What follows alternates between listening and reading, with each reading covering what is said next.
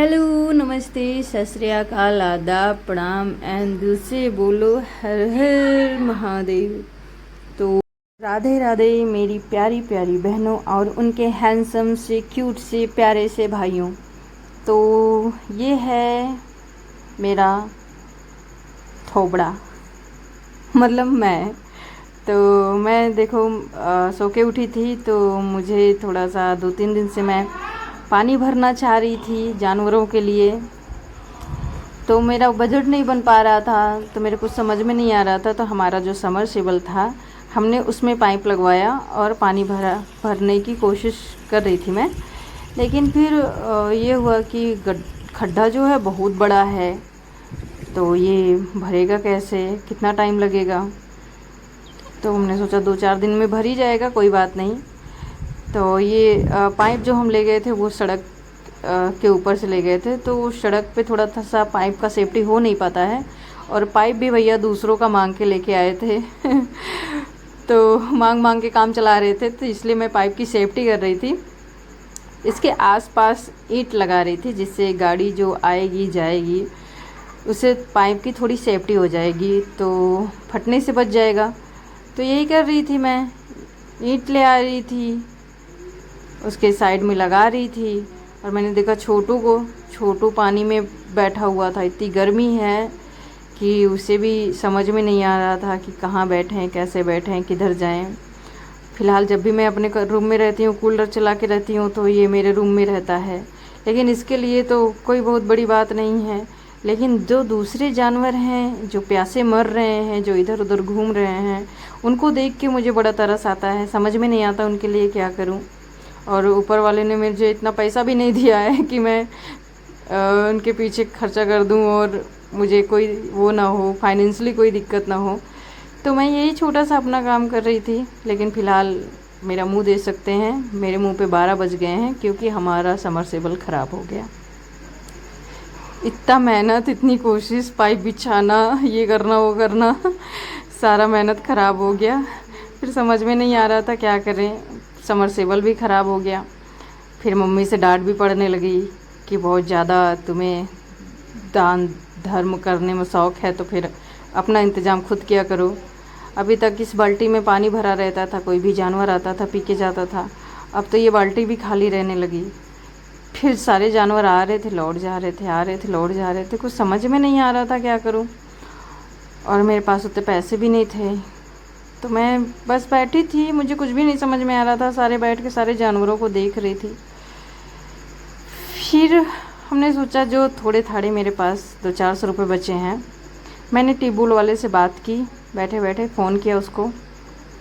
फिर वो बोला कि दीदी मैं कल सुबह पानी लगा दूँगा। तो मैं हो गई एकदम बढ़िया बढ़िया, हैप्पी हैप्पी, खुशी खुशी। फिर मैंने किया तैयारी, मैंने मंगवाया ऑयल पेट्रोल टंकी से। फिर उसके बाद मैंने मंगवाया रेंट पे पाइप।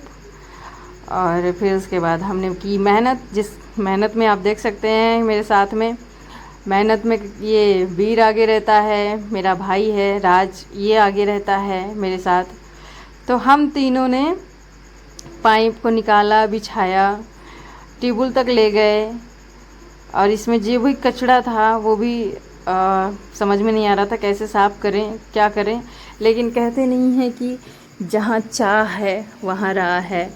अगर आप क्या कहते हैं, कुछ करने के लिए सोचेंगे तो पूरी कायनात, बस आपकी इच्छा अच्छी होनी चाहिए, सोच अच्छी होनी चाहिए, तो ऊपर वाला भी मदद करेगा।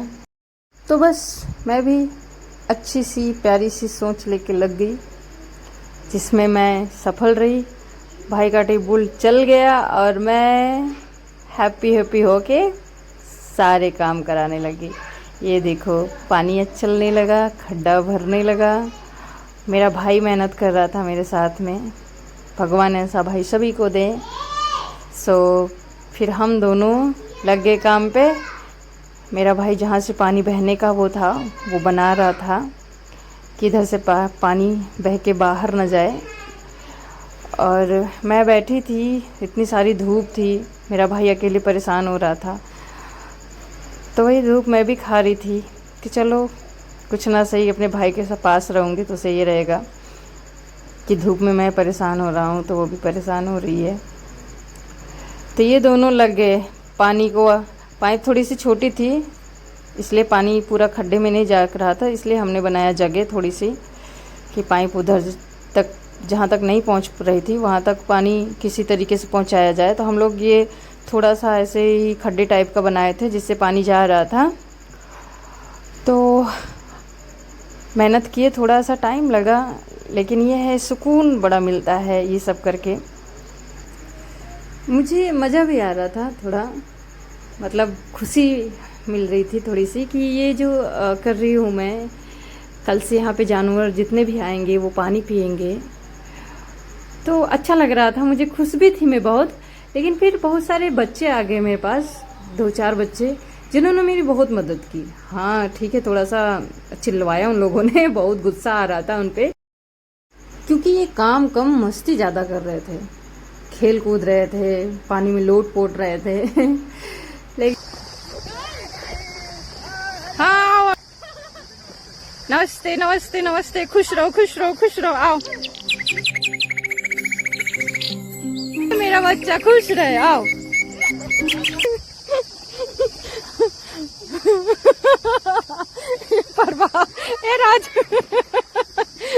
तो थोड़ा सा इन लोगों के साथ में ये हुआ कि चलो काम कर लो थोड़ा सा, तो ये लोग भी मदद करने लगे। सब लोगों ने मिलके मदद की। ये जितने भी सारी घासें थी यहाँ पे, वो सारी घासें निकाल दिया इन लोगों ने। और मुझे ये अच्छा लगा कि देखो, मतलब मैं थी अकेली जो खाली सोचने बैठी थी, और मुझे लग रहा था यार मैं अकेले क्या करूँगी। लेकिन कहते नहीं है कि ऊपर वाला जब तुम अच्छे कर्म करने के बारे में सोचो या फिर कुछ अच्छा सोचो कि मैं कुछ अच्छा करूं जानवरों के लिए, किसी पक्षियों के लिए, तो ये होता है कि ऊपर वाला साथ देता है।